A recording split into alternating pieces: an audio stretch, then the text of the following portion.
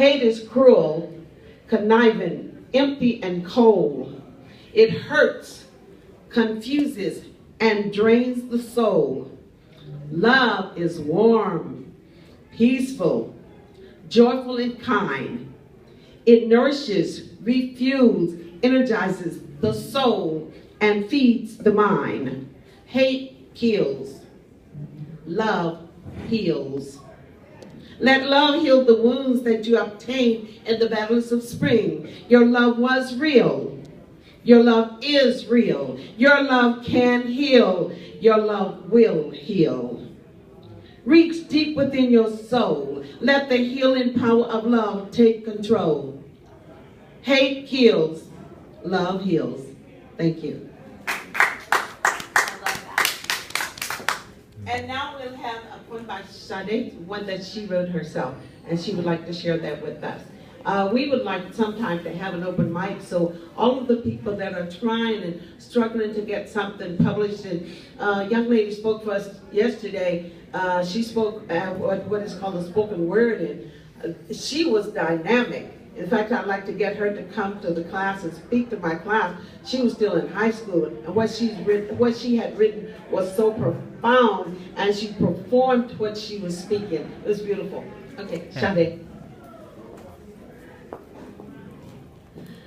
I also wanted to share a little bit about what Black History Month means to me, because, you know, when I think about it, and sometimes it, like today, it hits me, you know, I wouldn't even be able to do the things that I do if it wasn't for the people who came before me. It's like they could, you know, people like Dorothy Dandridge and Lena Horne and Ella Fitzgerald and all these singers, they would have loved to be able to be in the position that I'm in, to say that I create my events, I direct, and I executive produce what I do. So people see it, and they're, you know, obviously now I'm becoming more well known, so they know that it's me behind the scenes. But before, it's like I could talk on the phone to someone and they would be surprised that it would be me who's the one who's behind the scenes and planning the entire event. And, you know, I'm so thankful, because it's like I'm able to go right in the door. I don't have to be concerned with, is someone going to treat me differently because of the color of my skin, and because of the fact that I'm a woman, and even because of my age. And I'm so thankful for the people who came before us, because it's not only for Black people, but they did it for everyone. And I'm able to have where my best friends are all different ethnicities of people, and we're able to support one another. And I'm very thankful for that. So this poem is called I Have Always Been Known. And I wrote this back in November. Before I was in my mother's womb, before the trauma of my youth, I have always been known. There's not a second of my life that goes unnoticed. He sees and hears everything. Every part of me was specially designed by his hands, custom made in love, closer than the very air I breathe. I am not a sinner saved by grace. I am a saint living in grace. And I see his face every time I look in the mirror. When I close my eyes or gaze at another person, I was made in his likeness. And so are you. I have always been known. Before the present, future, or past, when time seems to be racing fast, my spirit stays at rest, because I know who I am and whose I am. Greater than generational curses, louder than all the Bible verses, there's a more powerful DNA that runs through my veins. It erases all the shame, guilt, judgment, and condemnation, clears my mind of any frustration. I remember that I have always been known.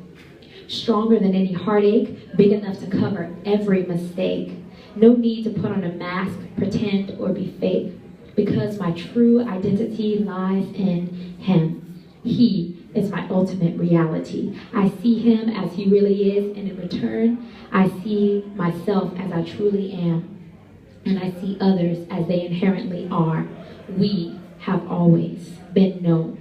His love drowns out every lie, and now even when I cry, I am still victorious. No fear of failure, no fear of anything or anyone. He makes me secure. I am certain. I am sure. He makes me righteous. Through him, I am pure. No matter the season, no matter the day, I am still known. No matter what trials or circumstances come my way, I am still known. He calls me a child of light. He calls me his beloved and his daughter. I have always been known. I have always belonged. He satisfies me. He completes and fulfills my every desire.